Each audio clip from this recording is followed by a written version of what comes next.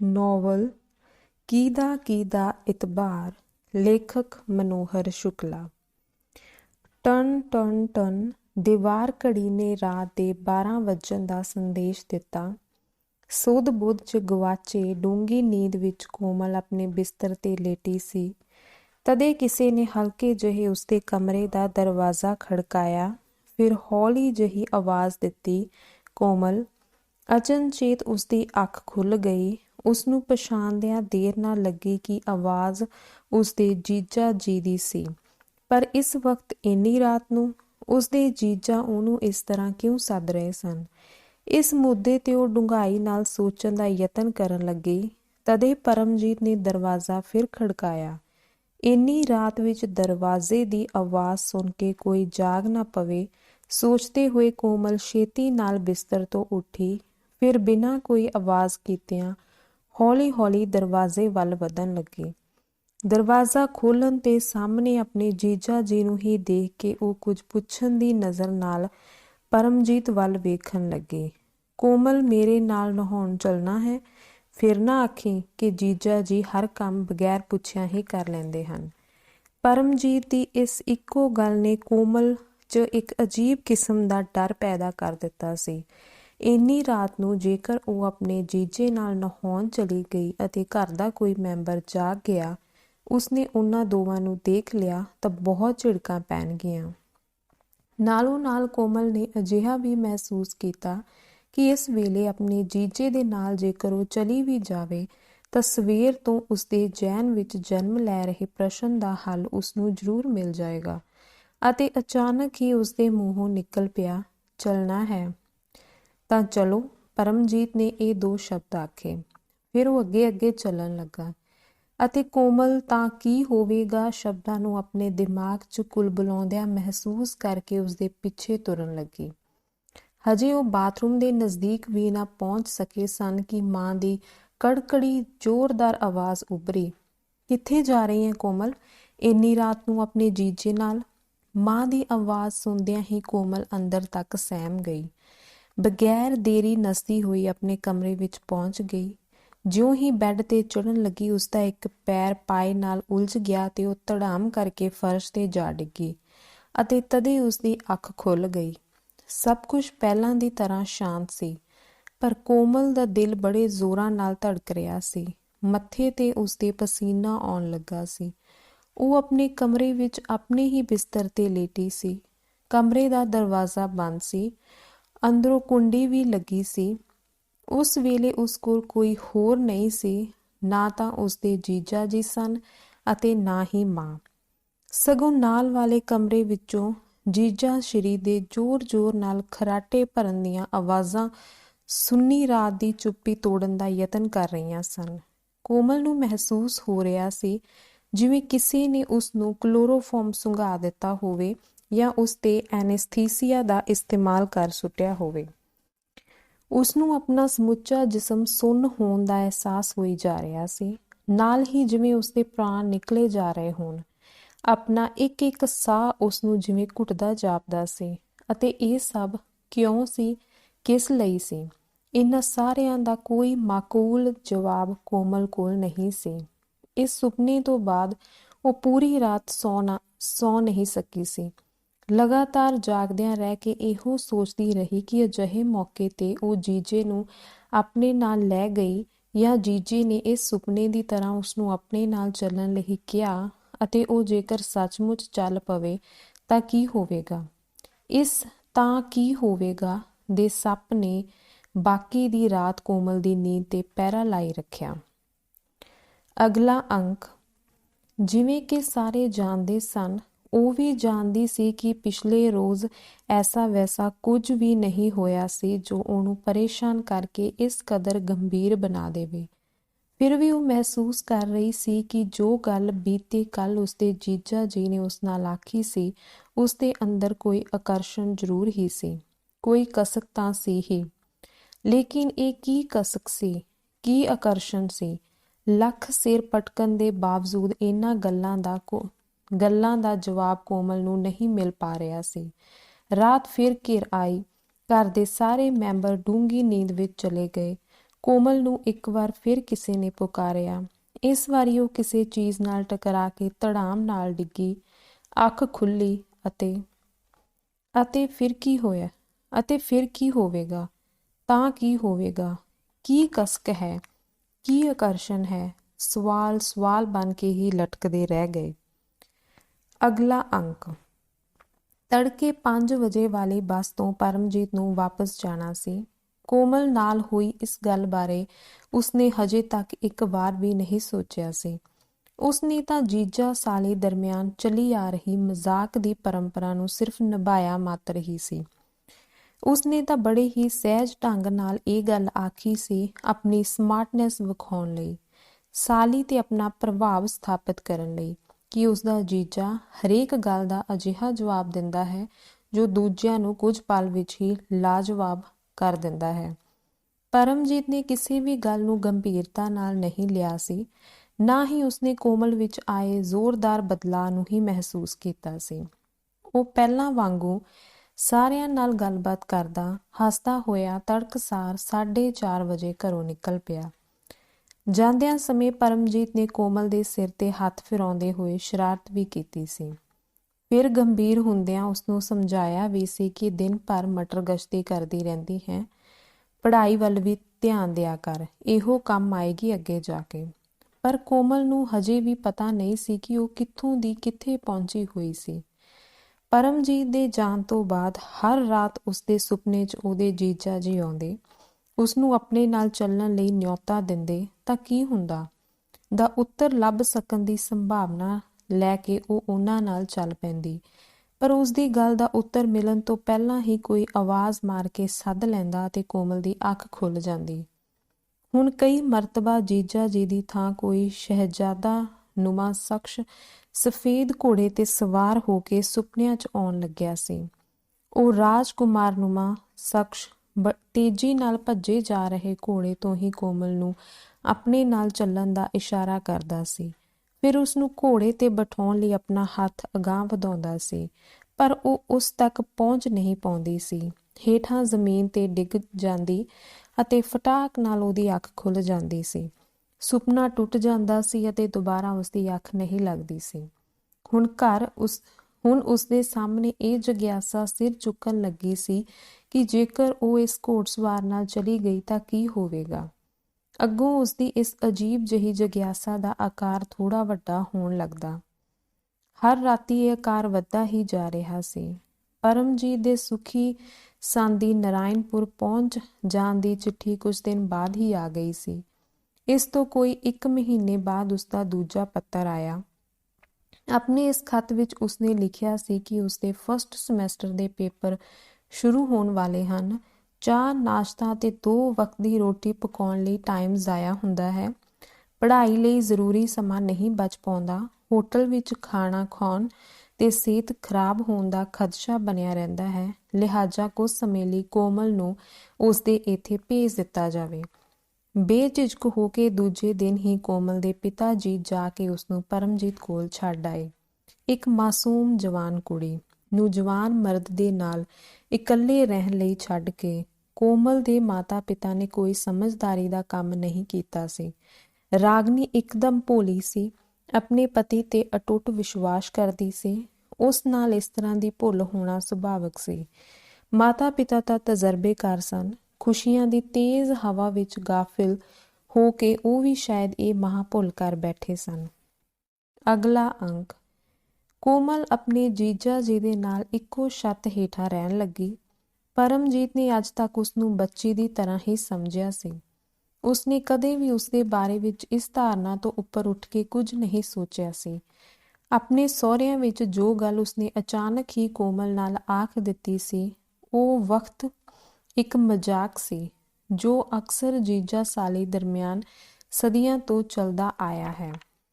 ਇਸ ਗੱਲ ਨੂੰ ਪਰਮਜੀਤ ਨੇ ਹਰਗਿਜ਼ ਗੰਭੀਰਤਾ ਨਾਲ ਨਹੀਂ ਲਿਆ ਸੀ, ਇੱਥੋਂ ਤੱਕ ਕਿ ਉਸਨੂੰ ਇਹ ਗੱਲ ਦੁਬਾਰਾ ਕਦੇ ਯਾਦ ਵੀ ਨਹੀਂ ਆਈ ਸੀ। ਉਸਨੂੰ ਤਾਂ ਇਸ ਸਭ ਦਾ ਧਿਆਨ ਤੱਕ ਨਹੀਂ ਸੀ ਕਿ ਉਸਨੇ ਆਪਣੀ ਸਾਲੀ ਨਾਲ ਅਜਿਹਾ ਕੀ ਆਖ ਦਿੱਤਾ ਸੀ ਅਤੇ ਉਸਤੇ ਇਸ ਦੀ ਪ੍ਰਤੀਕਿਰਿਆ ਕੀ ਹੋਈ ਹੋਵੇਗੀ। ਹੁਣ ਕੋਮਲ ਉਸਦੇ ਕੋਲ ਆ ਗਈ ਸੀ ਤਾਂ ਉਸ ਦੇ ਬਾਰੇ ਵਿੱਚ ਉਹ ਮਹਿਜ ਇੰਨਾ ਹੀ ਮਹਿਸੂਸ ਕਰਿਆ ਕਰਦਾ ਸੀ ਕਿ ਉਹਦੇ ਇੱਥੇ ਆਉਣ ਨਾਲ ਉਸਨੂੰ ਕਿੰਨੀ ਸਹੂਲਤ ਮਿਲ ਗਈ ਹੈ। ਉਸਨੂੰ ਹਰੇਕ ਕੰਮ ਸਮੇਂ 'ਤੇ ਕੀਤਾ ਹੋਇਆ ਮਿਲ ਰਿਹਾ ਸੀ। ਇਸ ਦੇ ਚਲਦਿਆਂ ਪੜ੍ਹਾਈ ਲਈ ਉਸਦੇ ਕੋਲ ਚੰਗਾ ਸਮਾਂ ਬਚਣ ਲੱਗਿਆ ਸੀ। ਉਸਦੀ ਪੜ੍ਹਾਈ ਪਹਿਲਾਂ ਨਾਲੋਂ ਕਿਤੇ ਬਿਹਤਰ ਢੰਗ ਨਾਲ ਹੋਣ ਲੱਗੀ ਸੀ। ਦੂਜੇ ਪਾਸੇ ਕੋਮਲ ਘਰ ਦਾ ਸਾਰਾ ਕੰਮ ਕਰਦੇ ਸਮੇਂ ਵੀ ਇਸੇ ਗੱਲ ਵਿੱਚ ਗੁਆਚੀ ਰਹਿੰਦੀ ਸੀ ਕਿ ਉਸਦੇ ਜੀਜਾ ਜੀ ਹੁਣ ਉਸ ਗੱਲ ਨੂੰ ਕਿਉਂ ਨਹੀਂ ਦੁਹਰਾਉਂਦੇ ਜਿਸ ਨੂੰ ਇੱਕ ਦਫਾ ਆਖ ਕੇ ਹੀ ਉਹਨਾਂ ਨੇ ਉਸਦੇ ਅੰਦਰ ਖਲਬਲੀ ਮਚਾ ਦਿੱਤੀ ਸੀ। ਤਾਂ ਕੀ ਹੋ ਜਾਂਦਾ ਦਾ ਉੱਤਰ ਉਸਨੂੰ ਕਿਉਂ ਨਹੀਂ ਮਿਲ ਪਾ ਰਿਹਾ ਸੀ। ਸੁਪਨੇ ਉਹ ਹੁਣ ਵੀ ਉਸੇ ਤਰ੍ਹਾਂ ਦੇ ਦੇਖ ਰਹੀ ਸੀ। ਉਹ ਕਈ ਵਾਰ ਪਰਮਜੀਤ ਦੇ ਸਾਹਮਣੇ ਤੌਲੀਆ ਚੁੱਕ ਕੇ ਨਹਾਉਣ ਚਲੀ ਜਾਂਦੀ, ਫਿਰ ਇਸ਼ਨਾਨ ਕਰਨ ਤੋਂ ਬਾਅਦ ਉਸ ਕੋਲ ਆ ਕੇ ਬੈਠ ਜਾਂਦੀ, ਇਸ ਉਮੀਦ ਨਾਲ ਕਿ ਉਹ ਅੱਜ ਫਿਰ ਉਹ ਗੱਲ ਦੁਹਰਾਏ ਅਤੇ ਉਹ ਝੱਟ ਨਾਲ ਕਹਿ ਦੇਵੇ ਕਿ ਹੁਣ ਚੱਲੋ, ਅਤੇ ਉਸਨੂੰ ਉਹਦੇ ਸਵਾਲ ਦਾ ਉੱਤਰ ਮਿਲ ਜਾਏ ਜੋ ਉਸਦੇ ਅੰਦਰ ਤਰਲੂ ਮੱਛੀ ਦੀ ਤਰ੍ਹਾਂ ਪਰੇਸ਼ਾਨੀ ਪੈਦਾ ਕਰੀ ਜਾ ਰਿਹਾ ਸੀ। ਵਿਵਹਾਰਿਕ ਰੂਪ ਨਾਲ ਅਜਿਹਾ ਕੁਝ ਨਹੀਂ ਹੋ ਪਾ ਰਿਹਾ ਸੀ। ਪਰਮਜੀਤ ਆਪਣੀ ਪੜ੍ਹਾਈ 'ਚ ਇਸ ਕਦਰ ਮਸ਼ਗੂਲ ਰਹਿੰਦਾ ਸੀ ਕਿ ਉਸਨੂੰ ਕਿਸੇ ਗੱਲ ਦੀ ਕੋਈ ਸੁੱਧ ਬੁੱਧ ਹੀ ਨਹੀਂ ਰਹਿੰਦੀ ਸੀ। ਮਜ਼ਾਕ ਕਰਨ ਦਾ ਤਾਂ ਜਿਵੇਂ ਹੁਣ ਉਸਦਾ ਮੂਡ ਹੀ ਨਹੀਂ ਹੁੰਦਾ ਸੀ। ਦਫ਼ਤਰ ਤੋਂ ਥੱਕਿਆ ਹਾਰਿਆ ਆਉਣ 'ਤੇ ਵੀ ਉਹ ਘਰ ਵਿੱਚ ਦੇਰ ਰਾਤ ਤੱਕ ਜਗਦਾ ਹੋਇਆ ਆਪਣੀ ਪੜ੍ਹਾਈ 'ਚ ਮਸ਼ਰੂਫ ਰਹਿੰਦਾ। ਦੂਜੇ ਪਾਸੇ ਕੋਮਲ ਦਾ ਇੰਨਾ ਹੌਸਲਾ ਨਹੀਂ ਪੈ ਰਿਹਾ ਸੀ ਕਿ ਪਰਮਜੀਤ ਦੇ ਮੂੰਹੋਂ ਨਿਕਲਿਆ ਹੋਇਆ ਉਹ ਜੁਮਲਾ ਉਹ ਇਸ ਵੇਲੇ ਦੁਹਰਾ ਦੇਵੇ ਜਦੋਂ ਪਰਮਜੀਤ ਬਾਥਰੂਮ 'ਚੋਂ ਨਿਕਲਦਾ ਹੈ। ਅਜਿਹਾ ਸੋਚ ਕੇ ਉਸਦਾ ਦਿਲ ਜ਼ੋਰਾਂ ਨਾਲ ਧੜਕਣ ਲੱਗਦਾ ਸੀ ਅਤੇ ਸਮੁੱਚਾ ਜਿਸਮ ਜਿਵੇਂ ਸੁੱਕਿਆਂ ਪੱਤਿਆਂ ਵਾਂਗੂ ਕੰਬਣ ਲੱਗ ਪੈਂਦਾ ਸੀ। ਇਸ ਸੰਕੋਚ, ਅੰਦਰੂਨੀ ਘੁਟਨ ਅਤੇ ਹਰ ਵੇਲੇ ਕੁਝ ਨਾ ਕੁਝ ਸੋਚਦੇ ਰਹਿਣ ਕਾਰਨ ਕੋਮਲ ਕੁਝ ਗੰਭੀਰ ਪ੍ਰਵਿਰਤੀ ਦੀ ਕੁੜੀ ਬਣਦੀ ਜਾ ਰਹੀ ਸੀ। ਪਰਮਜੀਤ ਨੇ ਕੁਝ ਕੁ ਵਾਰੀ ਕੋਮਲ ਦੀ ਇਸ ਗੰਭੀਰਤਾ ਸੰਬੰਧੀ ਸੋਚਣ ਦਾ ਯਤਨ ਕੀਤਾ ਵੀ ਸੀ, ਪਰ ਡੂੰਘਾਈ ਨਾਲ ਨਹੀਂ। ਉਸਦਾ ਇਹੋ ਸੋਚਣਾ ਸੀ ਕਿ ਜਦੋਂ ਤੋਂ ਕੋਮਲ ਉਸ ਕੋਲ ਆਈ ਹੈ, ਘਰ 'ਚ ਹੀ ਬੈਠੀ ਰਹਿੰਦੀ ਹੈ, ਇਸ ਲਈ ਮਨ ਨਾ ਲੱਗਣ ਕਾਰਨ ਉਦਾਸ ਜਿਹੀ ਰਹਿਣ ਲੱਗ ਗਈ ਹੋਏਗੀ। ਉਸਦੇ ਪੇਪਰ ਖਤਮ ਹੋ ਜਾਣਗੇ ਤਾਂ ਉਹ ਉਸਨੂੰ ਸਾਰਾ ਸ਼ਹਿਰ ਦਿਖਾਏਗਾ, ਖੂਬ ਘੁਮਾਏਗਾ ਫਿਰਾਏਗਾ। ਉਦੋਂ ਉਸਦੀਆਂ ਤਮਾਮ ਉਦਾਸੀਆਂ ਖੁਦ ਬ ਖੁਦ ਦੂਰ ਹੋ ਜਾਣਗੀਆਂ। ਕੋਮਲ ਲਈ ਹੁਣ ਇਹ ਬਰਦਾਸ਼ਤ ਤੋਂ ਬਾਹਰ ਦੀ ਗੱਲ ਹੋ ਰਹੀ ਸੀ। ਉਸਦੇ ਸਬਰ ਦਾ ਬੰਨ੍ਹ ਟੁੱਟਦਾ ਜਾ ਰਿਹਾ ਸੀ। ਉਸਨੇ ਮਨ ਹੀ ਮਨ ਵਿੱਚ ਇੱਕ ਫੈਸਲਾ ਕਰ ਲਿਆ ਸੀ। ਉਹ ਹੁਣ ਹੋਰ ਉਦਾਸ ਨਹੀਂ ਰਹਿਣਾ ਚਾਹੁੰਦੀ ਸੀ। ਆਪਣੀ ਉਦਾਸੀ ਦੂਰ ਹੋਣ ਦਾ ਕੋਈ ਉਪਾਅ ਉਸਨੂੰ ਨਜ਼ਰ ਨਹੀਂ ਆਇਆ ਤਾਂ ਇੱਕ ਰੋਜ਼ ਉਸਨੇ ਖੁਦ ਹੀ ਆਪਣੀ ਉਦਾਸੀ ਦੂਰ ਕਰਨ ਅਤੇ ਤਾਂ ਕੀ ਹੋ ਜਾਂਦਾ ਦਾ ਵਿਸਥਾਰ ਪੂਰਵਕ ਉੱਤਰ ਜਾਣਨ ਦੀ ਸੋਚ ਲਈ ਸੀ। ਉਸ ਰੋਜ਼ ਐਤਵਾਰ ਸੀ। ਇਸ ਵਜ੍ਹਾ ਨਾਲ ਪਰਮਜੀਤ ਦੇਰ ਨਾਲ ਉੱਠਿਆ ਸੀ। ਉਂਝ ਵੀ ਉਹ ਪਿਛਲੀ ਰਾਤ ਬਹੁਤ ਦੇਰ ਤੱਕ ਪੜ੍ਹਦਾ ਰਿਹਾ ਸੀ। ਪੜ੍ਹਾਈ ਦੀ ਖਪਤ ਉਸਦੇ ਦਿਲੋਂ ਦਿਮਾਗ 'ਤੇ ਬਹੁਤ ਡੂੰਘਾਈ ਨਾਲ ਸਮਾਹਿਤ ਸੀ। ਆਖਰ ਉਸਨੂੰ ਆਪਣੇ ਜੀਵਨ ਵਿੱਚ ਉੱਚਾ ਉੱਠਣਾ ਸੀ, ਇੱਕ ਮੁਕਾਮ ਹਾਸਿਲ ਕਰਨਾ ਸੀ, ਉਸਨੂੰ ਆਪਣੇ ਕਰੀਅਰ ਦਾ। ਖੈਰ, ਉਸ ਦਿਨ ਦੇਰ ਨਾਲ ਸੌਂ ਕੇ ਉੱਠਿਆ ਸੀ ਤਾਂ ਦਿਨ ਦੇ 11 ਵਜੇ ਸਨ। ਪਰਮਜੀਤ ਨਹਾ ਧੋ ਕੇ ਬਾਥਰੂਮ 'ਚੋਂ ਨਿਕਲਿਆ ਤਦੇ ਕੋਮਲ ਲੱਪ ਕੇ ਉਸ ਨਜ਼ਦੀਕ ਆ ਗਈ। ਕਿਸੇ ਤਰ੍ਹਾਂ ਹੌਸਲਾ ਕਰਕੇ ਕੰਬਦੀ ਆਵਾਜ਼ 'ਚ ਉਸਨੇ ਉਹ ਗੱਲ ਦੁਹਰਾ ਦਿੱਤੀ ਜਿਸਨੂੰ ਇੱਕ ਵਾਰ ਪਰਮਜੀਤ ਨੇ ਆਖ ਕੇ ਉਸਦੇ ਅੰਦਰ ਖਲਬਲੀ ਪਾ ਦਿੱਤੀ ਸੀ। ਪਰਮਜੀਤ ਨੇ ਕੋਮਲ ਦੇ ਮੂੰਹ ਤੋਂ ਜਦੋਂ ਇਹ ਗੱਲ ਸੁਣੀ ਤਾਂ ਕੁਝ ਦੇਰ ਤੱਕ ਤਾਂ ਉਹ ਸੱਕ-ਪਕਾ ਕੇ ਰਹਿ ਗਿਆ। ਉਹ ਹੈਰਾਨ ਪਰੇਸ਼ਾਨ ਹੋ ਕੇ ਉਸ ਵੱਲ ਤੱਕਣ ਲੱਗਿਆ। ਫਿਰ ਉਹ ਇੱਕਦਮ ਨਾਲ ਜਿਵੇਂ ਸੰਭਲ ਗਿਆ, ਇਹ ਸੋਚ ਕੇ ਕਿ ਕੋਮਲ ਹਜੇ ਬੱਚੀ ਹੈ, ਨਾਦਾਨ ਹੈ, ਉਸਨੂੰ ਇਸ ਤਰ੍ਹਾਂ ਦੀ ਕਿਸੇ ਵੀ ਗੱਲ ਦਾ ਗਿਆਨ ਨਹੀਂ ਹੈ, ਇਸ ਲਈ ਅਣਜਾਣੇ 'ਚ ਉਸਦੇ ਮੂੰਹ ਤੋਂ ਇਹ ਗੱਲ ਨਿਕਲ ਗਈ ਹੋਵੇਗੀ। ਫਿਲਹਾਲ ਉਸਨੇ ਚੁੱਪ ਰਹਿਣ 'ਚ ਹੀ ਸਮਝਦਾਰੀ ਸਮਝੀ। ਕੋਮਲ ਨੇ ਇਸ ਮੁੱਦੇ 'ਤੇ ਇੱਕ ਵਾਰ ਹੌਸਲਾ ਦਿਖਾ ਦਿੱਤਾ ਸੀ ਤਾਂ ਉਹ ਪਿੱਛੇ ਨਹੀਂ ਹਟੀ। ਹੁਣ ਚੁੱਪ ਰਹਿਣ ਵਿੱਚ ਹੀ ਆਪਣੀ ਭਲਾਈ ਸਮਝ ਰਹੇ ਹੋ ਤਾਂ ਉਸ ਦਿਨ ਮੇਰੇ ਨਾਲ ਇਹ ਗੱਲ ਕਿਉਂ ਆਖੀ ਸੀ? ਕੋਮਲ ਨੇ ਆਵਾਜ਼ 'ਚ ਗੰਭੀਰ ਕਿਸਮ ਦਾ ਰੁੱਖਾਪਣ ਲਿਆਉਂਦਿਆਂ ਪਰਮਜੀਤ ਤੋਂ ਸਵਾਲ ਪੁੱਛਿਆ। ਉਹ ਤਾਂ ਕੋਮਲ ਇੱਕ ਮਜ਼ਾਕ ਸੀ। ਤੇਰੇ ਪ੍ਰਤੀ ਮੇਰੇ ਮਨ ਵਿੱਚ ਕੋਈ ਗਲਤ ਭਾਵਨਾ ਨਹੀਂ ਸੀ। ਮੈਂ ਤੈਨੂੰ ਕਦੇ ਵੀ ਅਜਿਹੀ ਨਜ਼ਰ ਨਾਲ ਨਹੀਂ ਦੇਖਿਆ। ਪਰਮਜੀਤ ਨੇ ਆਪਣਾ ਸਪਸ਼ਟੀਕਰਨ ਦੇਣ ਦੀ ਕੋਸ਼ਿਸ਼ ਕੀਤੀ। ਕੋਮਲ 'ਤੇ ਉਸਦੇ ਕਹਿਣ ਦਾ ਕੋਈ ਅਸਰ ਨਹੀਂ ਹੋਇਆ ਸੀ। ਉਹ ਲਗਾਤਾਰ ਆਖਦਿਆਂ ਹੋਇਆਂ ਉਸ ਤੋਂ ਇਹਨਾਂ ਸਾਰੀਆਂ ਗੱਲਾਂ ਦਾ ਜਵਾਬ ਮੰਗਦੀ ਜਾ ਰਹੀ ਸੀ। ਉਸ ਦਾ ਸੋਚਣਾ ਸੀ ਕਿ ਉਸਨੇ ਬੀਤੇ ਵਿੱਚ ਉਹਨੂੰ ਜੋ ਕੁਝ ਆਖਿਆ ਸੀ ਉਸਦੇ ਪਿੱਛੇ ਉਹਦਾ ਕੋਈ ਤਾਂ ਮਕਸਦ ਰਿਹਾ ਹੋਵੇਗਾ ਅਤੇ ਉਹ ਉਸਦੇ ਇਸ ਮਕਸਦ ਬਾਰੇ ਜਾਣ ਕੇ ਹੀ ਦਮ ਲਵੇਗੀ। ਇਹ ਸਾਰਾ ਕੁਝ ਆਖਦਿਆਂ ਪੂਰੀ ਠਠਾਈ ਤੇ ਉਤਰ ਆਈ ਸੀ। ਪਰਮਜੀਤ ਨੇ ਅੱਗੇ ਮੌਨ ਧਾਰ ਲਿਆ ਸੀ। ਕੁਝ ਕਹਿਣ ਨੂੰ ਉਸਨੇ ਜਦੋਂ ਮੂੰਹ ਨਾ ਖੋਲ੍ਹਿਆ ਤਾਂ ਕੋਮਲ ਉਸਦੇ ਨੇੜੇ ਆ ਕੇ ਉਸਨੂੰ ਝੰਜੋੜਨ ਲੱਗੀ। ਉਸਦੇ ਸੀਨੇ ਤੇ ਮੁੱਕੇ ਮਾਰਦੇ ਹੋਏ ਜ਼ਾਰ-ਜ਼ਾਰ ਰੋਣ ਲੱਗੀ। ਫਿਰ ਬੈੱਡਰੂਮ 'ਚ ਜਾ ਕੇ ਚੱਦਰ ਲੈ ਕੇ ਸੌਂ ਗਈ। ਨਾ ਉੱਠ ਕੇ ਖਾਣਾ ਬਣਾਇਆ, ਨਾ ਹੋਰ ਕੁਝ ਖਾਧਾ ਪੀਤਾ। ਪਰਮਜੀਤ ਵੀ ਪੂਰਾ ਦਿਨ ਭੁੱਖਾ ਰਿਹਾ। ਸਥਿਤੀ ਐਸੀ ਬਣ ਚੁੱਕੀ ਸੀ ਕਿ ਉਹ ਉਸਨੂੰ ਘਰ ਇਕੱਲੇ ਛੱਡ ਕੇ ਕਿਤੇ ਜਾ ਵੀ ਤਾਂ ਨਹੀਂ ਸਕਦਾ ਸੀ। ਆਪਣੇ ਤੇ ਆਏ ਇਸ ਅਜੀਬ ਪਾਗਲਪਨ 'ਚ ਕੋਮਲ ਕਿਤੇ ਕੁਝ ਕਰ ਨਾ ਬੈਠੇ। ਪਰਮਜੀਤ ਦੀ ਸਮਝ ਵਿੱਚ ਕੁਝ ਨਹੀਂ ਆ ਰਿਹਾ ਸੀ ਕਿ ਆਖਰ ਕੋਮਲ ਨੂੰ ਹੋ ਕੀ ਗਿਆ ਸੀ। ਆਖਿਰ ਕੀ ਚਾਹੁੰਦੀ ਸੀ ਉਹ ਉਸ ਤੋਂ। ਅਗਲਾ ਅੰਕ। ਰਾਤ ਹੋਣ ਨੂੰ ਆ ਚੁੱਕੀ ਸੀ। ਪਰਮਜੀਤ ਸੌਣ ਦੀ ਤਿਆਰੀ ਕਰਨ ਲੱਗਾ। ਕੋਮਲ ਹਜੇ ਵੀ ਉਸੇ ਤਰ੍ਹਾਂ ਬਿਸਤਰ ਤੇ ਪਈ ਹੋਈ ਸੀ। ਪਰਮਜੀਤ ਨੇ ਉਸ ਕੋਲ ਜਾ ਕੇ ਦੇਖਿਆ, ਉਹ ਹੌਲੀ-ਹੌਲੀ ਸੁਬਕ ਰਹੀ ਸੀ। ਹੁਣ ਛੱਡ ਵੀ ਕੋਮਲ, ਪਰਮਜੀਤ ਨੇ ਕੁਝ ਕਹਿਣ ਦੀ ਕੋਸ਼ਿਸ਼ ਕੀਤੀ। ਕੋਮਲ ਲਪਕ ਕੇ ਮੰਜੇ ਤੋਂ ਉੱਠ ਬੈਠੀ। ਫਿਰ ਪਰਮਜੀਤ ਨੂੰ ਖਾ ਜਾਣ ਵਾਲੀਆਂ ਨਜ਼ਰਾਂ ਨਾਲ ਦੇਖਦਿਆਂ ਕਹਿਣ ਲੱਗੀ, ਠੀਕ ਹੈ ਜੀਜਾ ਜੀ, ਤੁਹਾਨੂੰ ਜਾਪਦਾ ਹੈ ਨਾ ਕਿ ਮੈਂ ਬੇਕਾਰ ਹੀ ਜਿੱਦ ਤੇ ਅੜੀ ਬੈਠੀ ਹਾਂ। ਤੁਸੀਂ ਮੇਰੀ ਇੱਕ ਗੱਲ ਦਾ ਜਵਾਬ ਦਿਓ, ਮੈਂ ਆਪਣੀ ਅੜੀ ਛੱਡ ਦਿੰਦੀ ਹਾਂ। ਦੱਸ, ਇਹ ਜੋ ਮੇਰੀ ਰੁਲਾਈ ਰੁਕਣ ਦਾ ਨਾਂ ਨਹੀਂ ਲੈ ਰਹੀ ਉਸਦੇ ਪਿੱਛੇ ਦੀ ਵਜ੍ਹਾ ਦੱਸ ਦਿਓ। ਉਹ ਮੈਂ ਕਿਵੇਂ ਦੱਸ ਸਕਦਾ ਹਾਂ, ਉਹ ਤਾਂ ਤੈਨੂੰ ਹੀ ਪਤਾ ਹੋਣੀ ਚਾਹੀਦੀ ਹੈ। ਮੈਨੂੰ ਹੀ ਤਾਂ ਪਤਾ ਨਹੀਂ ਹੈ ਕਿ ਮੇਰਾ ਰੋਣਾ ਇਸ ਕਦਰ ਕਿਉਂ ਫੁੱਟਿਆ ਹੋਇਆ ਹੈ। ਕਿਉਂ ਆਪਣੇ ਪ੍ਰਸ਼ਨ ਦਾ ਜਵਾਬ ਜਾਣਨ ਦੀ ਲਾਲਸਾ ਮੇਰੇ ਅੰਦਰ ਵੱਧ ਰਹੀ ਹੈ, ਜਿਸ ਨੂੰ ਤੁਸੀਂ ਮੇਰੇ ਦਿਲ ਵਿੱਚ ਤੀਰ ਵਾਂਗੂ ਚੁਭੋ ਦਿੱਤਾ ਹੈ। ਓਹ ਐਸਾ ਹੈ ਕੋਮਲ, ਮੇਰੀ ਸਮਝ ਵਿੱਚ ਕੁਝ ਨਹੀਂ ਆ ਰਿਹਾ ਜੀਜਾ ਜੀ। ਮੈਂ ਕਿਸੇ ਨਤੀਜੇ ਤੇ ਨਹੀਂ ਪਹੁੰਚ ਪਾ ਰਹੀ ਹਾਂ। ਅੱਜ ਮੈਂ ਕੁਝ ਕਰ ਬੈਠਾਂਗੀ। ਕੋਮਲ ਨੇ ਆਪਣੀਆਂ ਮੁੱਠੀਆਂ ਜ਼ੋਰ ਨਾਲ ਸਮੇਟਦਿਆਂ ਆਖਿਆ। ਸਮਝ ਵਿੱਚ ਪਰਮਜੀਤ ਦੇ ਵੀ ਕੁਝ ਨਹੀਂ ਆ ਰਿਹਾ ਸੀ। ਕੋਮਲ ਦੇ ਅੱਜ ਦੇ ਅਜੀਬ ਜਿਹੇ ਉਤਾਵਲੇਪਨ ਨੇ ਹੱਦ ਹੀ ਕਰ ਦਿੱਤੀ ਸੀ। ਉਹ ਤਾਂ ਇੱਕ ਤਰ੍ਹਾਂ ਨਾਲ ਪਾਗਲਾਂ ਵਰਗਾ ਵਿਵਹਾਰ ਕਰਨ ਲੱਗੀ ਸੀ। ਪਰਮਜੀਤ ਨੇ ਉਸਨੂੰ ਡਾਕਟਰ ਕੋਲ ਲਿਜਾਣਾ ਚਾਹਿਆ, ਪਰ ਉਸਨੇ ਕਿਤੇ ਵੀ ਜਾਣ ਤੋਂ ਸਾਫ਼ ਇਨਕਾਰ ਕਰ ਦਿੱਤਾ। ਆਖਿਰ ਦੋਵੇਂ ਭੁੱਖੇ ਢਿੱਡੀ ਹੀ ਸੌਂ ਗਏ। ਕੋਮਲ ਦਾ ਤਾਂ ਪਤਾ ਨਹੀਂ ਕਿ ਉਹਨੂੰ ਨੀਂਦ ਆਈ ਜਾਂ ਨਾ, ਪਰ ਪਰਮਜੀਤ ਅੱਧੀ ਰਾਤ ਤੱਕ ਜਗਦਿਆਂ ਹੋਇਆ ਕੋਮਲ ਦੇ ਮਾਮਲੇ ਦਾ ਵਿਸ਼ਲੇਸ਼ਣ ਕਰਨ ਦਾ ਯਤਨ ਕਰਦਾ ਰਿਹਾ। ਇੱਕ ਨੁਕਤੇ ਦਾ ਡੂੰਘਾਈ ਨਾਲ ਪ੍ਰੀਖਣ ਕਰਨ ਪਿੱਛੋਂ ਉਹ ਰਾਤ ਦੇ ਤੀਜੇ ਪਹਿਰ ਇਸ ਨਤੀਜੇ ਤੇ ਪਹੁੰਚ ਗਿਆ ਕਿ ਕੋਮਲ ਕਲੀ ਤੋਂ ਫੁੱਲ ਬਣਨ ਲਈ ਬੇਤਾਬ ਸੀ। ਉਹ ਬਿਲਕੁਲ ਉਸਦੀ ਪਤਨੀ ਜਿੰਨੀ ਵੱਡੀ ਹੋ ਚੁੱਕੀ ਸੀ।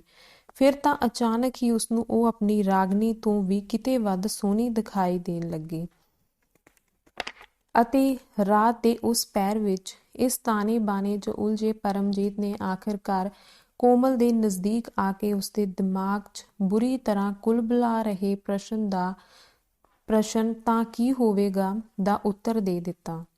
ਉਸ ਰਾਤ ਪਰਮਜੀਤ ਦੀਆਂ ਲੱਤਾਂ ਲੜਖੜਾਈਆਂ ਸਨ ਤਾਂ ਕੋਮਲ ਨੇ ਅੱਗੇ ਵੱਧ ਕੇ ਸਹਾਰਾ ਦੇਣ ਦੀ ਕੋਸ਼ਿਸ਼ ਕੀਤੀ ਸੀ। ਫਿਰ ਸੰਕੋਚ ਦੀ ਧੁੰਦ ਹਟਦੀ ਚਲੀ ਗਈ। ਪਰਮਜੀਤ ਨੇ ਰਾਹ ਦਿਖਾਈ ਸੀ। ਕੋਮਲ ਨੇ ਉਸਦਾ ਹੱਥ ਫੜ ਲਿਆ ਅਤੇ ਦੋਵੇਂ ਗਲਤ ਦਿਸ਼ਾ ਵੱਲ ਚੱਲ ਪਏ ਸਨ। ਉਸ ਵੇਲੇ ਉਹਨਾਂ ਨੇ ਕੁਝ ਵੀ ਸੋਚਣ ਦੀ ਜ਼ਰੂਰਤ ਹੀ ਨਹੀਂ ਸੀ ਸਮਝੀ। ਸਰੀਰਕ ਆਕਰਸ਼ਣ ਦੇ ਨਸ਼ੇ ਵਿੱਚ ਇਸ ਕਦਰ ਡੁੱਬ ਗਏ ਸਨ ਦੋਵੇਂ ਕਿ ਉਹਨਾਂ ਨੂੰ ਕਿਸੇ ਗੱਲ ਦਾ ਹੋਸ਼ ਹੀ ਨਹੀਂ ਰਿਹਾ। ਪਰ ਇਸ ਦੇ ਬਾਅਦ ਕੋਮਲ ਨੂੰ ਜਿਵੇਂ ਆਪਣੀ ਗਲਤੀ ਮਹਿਸੂਸ ਹੋਣ ਲੱਗੀ। ਉਹ ਲਗਾਤਾਰ ਰੋਂਦੀ ਰਹੀ। ਫਿਰ ਵੀ ਉਸਨੂੰ ਇੱਕ ਅਜੀਬ ਜਿਹੀ ਸੰਤੁਸ਼ਟੀ ਸੀ। ਉਸਨੂੰ ਮਹਿਸੂਸ ਹੋ ਰਿਹਾ ਸੀ ਕਿ ਜਿਵੇਂ ਉਸਦੀ ਰੂਹ ਹਲਕੀ ਹੋ ਗਈ ਸੀ। ਜਿਸ ਬੋਝ ਹੇਠਾਂ ਉਹ ਦਬਦੀ ਚਲੀ ਆ ਰਹੀ ਸੀ, ਉਸਦੇ ਦਿਲੋਂ ਦਿਮਾਗ ਤੋਂ ਉਹ ਵਜ਼ਨ ਹਮੇਸ਼ਾ ਲਈ ਹਟ ਗਿਆ ਸੀ। ਜੋ ਵੀ ਸੀ, ਅਗਲੀ ਸਵੇਰ ਉਹ ਪਰਮਜੀਤ ਨਾਲ ਅੱਖਾਂ ਮਿਲਾਉਣ 'ਚ ਖੁਦ ਨੂੰ ਸਮਰੱਥ ਨਹੀਂ ਸਮਝ ਰਹੀ ਸੀ। ਝੁਕੀਆਂ ਅੱਖਾਂ ਨਾਲ ਨਾਸ਼ਤਾ ਖਾਣਾ ਤਿਆਰ ਕਰਕੇ ਉਸਨੇ ਪਰਮਜੀਤ ਨੂੰ ਦਫ਼ਤਰ ਲਈ ਵਿਦਾ ਕੀਤਾ। ਦਫ਼ਤਰ ਵਿੱਚ ਦਿਨ ਭਰ ਪਰਮਜੀਤ ਇੱਕ ਪਲ ਲਈ ਵੀ ਆਪਣਾ ਧਿਆਨ ਕੋਮਲ ਤੋਂ ਨਾ ਹਟਾ ਸਕਿਆ। ਸ਼ਾਮੀ ਘਰ ਪਰਤਦਿਆਂ ਉਹ ਖਾਣ ਪੀਣ ਦਾ ਸਮਾਨ ਪੈਕ ਕਰਵਾ ਕੇ ਨਾਲ ਲੈ ਆਇਆ। ਖਾ ਪੀ ਕੇ ਦੋਵੇਂ ਛੇਤੀ ਹੀ ਸੌਣ ਚਲੇ ਗਏ। ਅੱਜ ਦੀ ਰਾਤ ਕੋਮਲ ਦੇ ਨਾ ਚਾਹੁੰਦਿਆਂ ਹੋਇਆਂ ਵੀ ਪਰਮਜੀਤ ਨੇ ਖੁਦ ਹੀ ਆਪਣੀ ਇੱਛਾ ਨਾਲ ਉਸ ਦੀ ਜਗਿਆਸਾ ਦਾ ਵਿਸਥਾਰ ਨਾਲ ਉੱਤਰ ਉਸਨੂੰ ਦੇ ਦਿੱਤਾ। ਕੋਮਲ ਨੇ ਕਈ ਮਹੀਨਿਆਂ ਤੋਂ ਚਲਦੀ ਆ ਰਹੀ ਰਾਗਨੀ ਦੀ ਕਮੀ ਤੋਂ ਉਹਨੂੰ ਨਿਜਾਤ ਦਿਵਾ ਦਿੱਤੀ ਸੀ। ਇਸ ਘਟਨਾ ਵਾਰਦਾਤ ਦੇ ਕੋਈ 5 ਦਿਨਾਂ ਬਾਅਦ ਹੀ ਕੋਮਲ ਨੂੰ ਮਹਿਸੂਸ ਹੋਣ ਲੱਗਾ ਸੀ ਜਿਵੇਂ ਉਹਨੂੰ ਕੋਈ ਬੇਸ਼ਕੀਮਤੀ ਖਜ਼ਾਨਾ ਮਿਲ ਗਿਆ ਸੀ। ਉਸਨੂੰ ਅਕਸਰ ਬੈਠਿਆਂ ਬੈਠਿਆਂ ਇਸ ਗੱਲ ਦਾ ਅਹਿਸਾਸ ਹੋ ਚੱਲਿਆ ਸੀ ਕਿ ਉਹ ਤਾਂ ਦੁਨੀਆ ਦੀ ਸਭ ਤੋਂ ਵੱਧ ਖੁਸ਼ਨਸੀਬ ਔਰਤ ਬਣ ਗਈ ਸੀ। ਪਰਮਜੀਤ ਨਾਲ ਵੱਧਦੀ ਜਾ ਰਹੀ ਉਸਦੀ ਇਸ ਜ਼ਿਆਦਾ ਖੁਆਇਸ਼ ਨੇ ਕੁਝ ਹੀ ਦਿਨਾਂ ਬਾਅਦ ਉਸਨੂੰ ਅਜਿਹੀ ਸਥਿਤੀ ਤੇ ਲਿਆ ਕੇ ਖੜਾ ਕਰ ਦਿੱਤਾ ਕਿ ਉਸ ਤੋਂ ਕੁਝ ਦੇਰ ਨੂੰ ਹੀ ਦੂਰ ਰਹਿਣ ਤੇ ਉਹ ਉਦਾਸ ਹੋ ਜਾਂਦੀ। ਉਦੋਂ ਉਸਨੂੰ ਇੱਕ ਇੱਕ ਪਲ ਇਸ ਕਦਰ ਭਾਰੀ ਲੱਗਣ ਲੱਗਦਾ ਕਿ ਉਸ ਲਈ ਜਿਵੇਂ ਸਹਿਣ ਕਰਨਾ ਮੁਸ਼ਕਲ ਹੋ ਜਾਂਦਾ। ਦੂਜੇ ਪਾਸੇ ਪਰਮਜੀਤ ਦਾ ਵੀ ਕੁਝ ਅਜਿਹਾ ਹੀ ਹਾਲ ਹੋਣ ਲੱਗਿਆ ਸੀ। ਪਹਿਲਾ ਪੇਪਰ ਠੀਕ ਨਹੀਂ ਹੋਇਆ ਸੀ, ਲਿਹਾਜ਼ਾ ਉਸਨੇ ਆਉਣ ਵਾਲੇ ਸਾਰੇ ਪੇਪਰ ਡ੍ਰੌਪ ਕਰ ਦਿੱਤੇ। ਇਸ ਪੜ੍ਹਾਈ ਵਿੱਚ ਉਂਝ ਵੀ ਹੁਣ ਉਸਦੀ ਰੁਚੀ ਕਿੱਥੇ ਰਹੀ ਸੀ। ਉਹ ਤਾਂ ਅੱਗੇ ਆਪਣੀ ਦੂਜੀ ਹੀ ਪੜ੍ਹਾਈ ਵਿੱਚ ਮਸ਼ਰੂਫ ਹੋ ਗਿਆ ਸੀ। ਜਿੱਥੇ ਪਹਿਲਾਂ ਵਾਲੀ ਪੜ੍ਹਾਈ ਬੋਰੀਅਤ ਭਰੀ ਸੀ, ਉੱਥੇ ਹੀ ਇਸ ਪੜ੍ਹਾਈ ਵਿੱਚ ਆਨੰਦ ਹੀ ਆਨੰਦ ਸੀ। ਇਸ ਮਜ਼ੇ ਨੇ ਤਾਂ ਅੱਗੇ ਉਸਦੀ ਸੋਚ ਤੇ ਇੱਕ ਤਰ੍ਹਾਂ ਨਾਲ ਅੰਕੁਸ਼ ਹੀ ਲਗਾ ਦਿੱਤਾ ਸੀ। ਕੋਮਲ ਹੁਣ ਹਮੇਸ਼ਾ ਉਸਦੇ ਦਿਲੋਂ ਜ਼ਹਿਨ ਤੇ ਛਾਈ ਰਹਿਣ ਲੱਗੀ ਸੀ। ਅਗਲਾ ਅੰਕ। ਗਲੀ ਵਿੱਚ ਪੋਸਟਮੈਨ ਚਿੱਠੀਆਂ ਵੰਡਦਾ ਘੁੰਮ ਰਿਹਾ ਸੀ। ਉਹ ਇੱਕ ਖੱਤ ਲੈ ਕੇ ਇਸ ਘਰ ਵੱਲ ਵਧਿਆ ਤਾਂ ਰਾਗਨੀ ਨੇ ਉਸਦੀ ਤਰਫ ਖੁਸ਼ੀ ਨਾਲ ਹੱਥ ਵਧਾਇਆ। ਉਹ ਪਹਿਲਾਂ ਤੋਂ ਹੀ ਕੁਰਸੀ ਲੈ ਕੇ ਉੱਥੇ ਬੈਠੀ ਸੀ। ਕਿਹਦੀ ਚਿੱਠੀ ਹੈ? ਕੋਮਲ ਦੀ? ਮਾਂ ਨੇ ਡਾਕੀਏ ਤੋਂ ਚਿੱਠੀ ਲੈਂਦਿਆਂ ਰਾਗਨੀ ਨੂੰ ਪੁੱਛਿਆ। ਨਹੀਂ, ਪਿਤਾ ਜੀ ਦੇ ਕਿਸੇ ਦੋਸਤ ਮਿੱਤਰ ਦੀ ਹੈ, ਰਾਗਨੀ ਨੇ ਪੱਤਰ ਨੂੰ ਉਲਟ ਪੁਲਟ ਕੇ ਵੇਖਦਿਆਂ ਜਵਾਬ ਦਿੱਤਾ। ਕੋਮਲ ਵੀ ਬਸ ਹੁਣ ਮੈਂ ਕੀ ਆਖਾਂ, 15 ਦਿਨ ਹੋ ਚੁੱਕੇ ਹਨ ਗਏ ਨੂੰ ਅਤੇ ਇੰਨਾ ਵੀ ਨਹੀਂ ਹੋਇਆ ਕਿ ਰਾਜੀ ਖੁਸ਼ੀ ਦਾ ਇੱਕ ਖੱਤ ਹੀ ਪਾ ਦੇਵੇ, ਮਾਂ ਨੇ ਝੁੰਝਲਾਹਟ ਵਾਲੇ ਸ਼ਬਦਾਂ ਵਿੱਚ ਆਖਿਆ। ਉਹਨਾਂ ਦੇ ਬਾਰੇ ਵਿੱਚ ਤਾਂ ਮੈਨੂੰ ਇਹ ਕਹਿ ਕੇ ਚੁੜਾਉਂਦੀ ਸੀ ਕਿ ਜੀਜਾ ਜੀ ਕਿਸੇ ਨੂੰ ਯਾਦ ਹੀ ਨਹੀਂ ਕਰਦੇ ਅਤੇ ਇਸ ਦੀ ਤਾਂ ਹਜੇ ਸ਼ਾਦੀ ਵੀ ਨਹੀਂ ਹੋਈ। ਵਿਆਹ ਬਾਅਦ ਸਹੁਰੇ ਜਾਏਗੀ, ਫਿਰ ਤਾਂ ਪੱਤਰ ਲਿਖਣਾ ਤਾਂ ਦੂਰ, ਸਾਰਿਆਂ ਨੂੰ ਇੰਜ ਵੀ ਭੁੱਲ ਜਾਏਗੀ। ਰਾਗਨੀ ਨੇ ਇਹ ਸ਼ਬਦ ਥੋੜਾ ਜ਼ੋਰ ਨਾਲ ਆਖੇ ਸਨ, ਸ਼ਾਇਦ ਅਚਾਨਕ ਆਏ ਮਾਨਸਿਕ ਤਣਾਅ ਦੀ ਵਜ੍ਹਾ ਕਰਕੇ। ਅਚਾਨਕ ਉਸਨੂੰ ਤਿੱਖੀ ਦਰਦ ਮਹਿਸੂਸ ਹੋਈ। ਉਹ ਆਪਣੇ ਪੇਟ ਤੇ ਹੱਥ ਰੱਖਦੀ, ਢਿੱਡ ਨੂੰ ਦਬਾਉਂਦੀ ਹੋਈ ਕੁਰਸੀ ਤੋਂ ਉੱਠ ਕੇ ਉੱਥੇ ਜ਼ਮੀਨ ਤੇ ਹੀ ਬੈਠ ਗਈ। ਮਾਂ ਨੇ ਜਦੋਂ ਰਾਗਨੀ ਨੂੰ ਇਸ ਤਰ੍ਹਾਂ ਢਿੱਡ ਪਕੜ ਕੇ ਬੈਠਿਆਂ ਵੇਖਿਆ ਤਾਂ ਉਹ ਛੇਤੀ ਨਾਲ ਉਹਦੇ ਕੋਲ ਆ ਕੇ ਕਹਿਣ ਲੱਗੀ, ਕੀ ਗੱਲ ਹੈ ਰਾਗਨੀ, ਦਰਦ ਹੋ ਰਿਹਾ ਹੈ ਕਿ? ਹਾਂ, ਰਾਗਨੀ ਸਿਰਫ ਇੰਨਾ ਵੀ ਮੁਸ਼ਕਿਲ ਨਾਲ ਆਖ ਸਕੀ। ਫਿਰ ਹਲਕੇ ਜਿਹੇ ਢਿੱਡ ਨੂੰ ਦਬਾਉਂਦੇ ਹੋਏ ਜ਼ਮੀਨ ਤੇ ਬੇਦਮ ਹੋ ਕੇ ਲੇਟ ਗਈ। ਘਰ ਵਿੱਚ ਉਸ ਵਕਤ ਰਾਗਨੀ ਤੋਂ ਇਲਾਵਾ ਸਿਰਫ ਮਾਂ ਹੀ ਸੀ। ਉਸਦਾ ਇਸ ਤਰ੍ਹਾਂ ਘਾਬਰ ਜਾਣਾ ਸੁਭਾਵਕ ਹੀ ਸੀ। ਘਬਰਾਹਟ ਵਿੱਚ ਆਈ ਮਾਂ ਨਾਲ ਵਾਲੇ ਘਰ ਚੋਂ ਸਰਲਾ ਨੂੰ ਜ਼ੋਰ-ਜ਼ੋਰ ਹਾਕਾਂ ਮਾਰਨ ਲੱਗੇ। ਜਰਾ ਜਿਹੀ ਦੇਰ ਵਿੱਚ ਸਰਲਾ ਇੱਧਰ ਆ ਗਈ। ਉਸਨੇ ਰਾਗਨੀ ਦੀ ਮਾਂ ਨੂੰ ਦੱਸਿਆ ਕਿ ਉਸਦੀ ਆਵਾਜ਼ ਸੁਣਦਿਆਂ ਹੀ ਉਹ ਸਾਰੇ ਕੰਮ ਵਿੱਚ ਵਿਚਾਲੇ ਛੱਡ ਕੇ ਭੱਜਦੀ ਹੋਈ ਇੱਧਰ ਨੂੰ ਆ ਗਈ ਸੀ। ਆਪਣੀ ਛੱਡ ਰਾਗਨੀ ਨੂੰ ਦੇਖ, ਇਸਨੂੰ ਕੀ ਹੋਇਆ ਹੈ? ਮਾਂ ਨੇ ਚੀਕਦਿਆਂ ਹੋਇਆ ਆਖਿਆ। ਸਰਲਾ ਨੇ ਛੇਤੀ ਸਾਰ ਹੀ ਰਾਗਨੀ ਦੀ ਸਥਿਤੀ ਦਾ ਜਾਇਜ਼ਾ ਲਿਆ। ਫਿਰ ਉਹ ਤੇਜ਼ੀ ਨਾਲ ਕਹਿਣ ਲੱਗੀ, ਮੈਂ ਇੱਕ ਰਿਕਸ਼ਾ ਲੈ ਕੇ ਆਉਂਦੀ ਹਾਂ, ਇਸਨੂੰ ਬਰਾਊਨ ਹੌਸਪੀਟਲ ਲੈ ਕੇ ਚੱਲਦੇ ਹਾਂ। ਸ਼ਾਇਦ ਸਮਾਂ ਪੂਰਾ ਹੋਣ ਵਾਲਾ ਹੈ। ਮੈਂ ਤਾਂ ਰੱਬ ਤੋਂ ਇਹੋ ਪ੍ਰਾਰਥਨਾ ਕਰਾਂਗੀ ਕਿ ਇਹ ਰਾਜੀ ਖੁਸ਼ੀ ਆਪਣੇ ਬੱਚੇ ਨੂੰ ਜਨਮ ਦੇਵੇ। ਰਾਗਨੀ ਦੀ ਮਾਂ ਕੀ ਕਹਿੰਦੀ? ਉਸਨੇ ਜਿਵੇਂ ਇਸ਼ਾਰਿਆਂ ਵਿੱਚ ਹੀ ਸਮਝਾਉਣ ਦਾ ਯਤਨ ਕੀਤਾ ਕਿ ਜਿਵੇਂ ਉਹ ਠੀਕ ਸਮਝੇ ਕਰੇ, ਮਗਰੋਂ ਜੋ ਵੀ ਕਰਨਾ ਹੈ ਛੇਤੀ ਕਰੇ। ਸਰਲਾ ਨੱਸਦੀ ਹੋਈ ਘਰ ਤੋਂ ਬਾਹਰ ਨਿਕਲੀ ਅਤੇ ਜ਼ਰਾ ਹੀ ਦੇਰ ਬਾਅਦ ਰਿਕਸ਼ਾ ਸੱਦ ਲਿਆਈ। ਰਿਕਸ਼ੇ ਵਾਲੇ ਦੀ ਮਦਦ ਨਾਲ ਇਹਨਾਂ ਦੋਵਾਂ ਨੇ ਰਾਗਨੀ ਨੂੰ ਰਿਕਸ਼ੇ ਤੇ ਬਿਠਾਇਆ ਅਤੇ ਖੁਦ ਵੀ ਜਿਵੇਂ ਨਾ ਤਿਵੇਂ ਰਾਗਨੀ ਨੂੰ ਸਹਾਰਾ ਦਿੰਦੀਆਂ ਉਸਦੇ ਨਾਲ ਫਸ ਕੇ ਬਹਿ ਗਈਆਂ।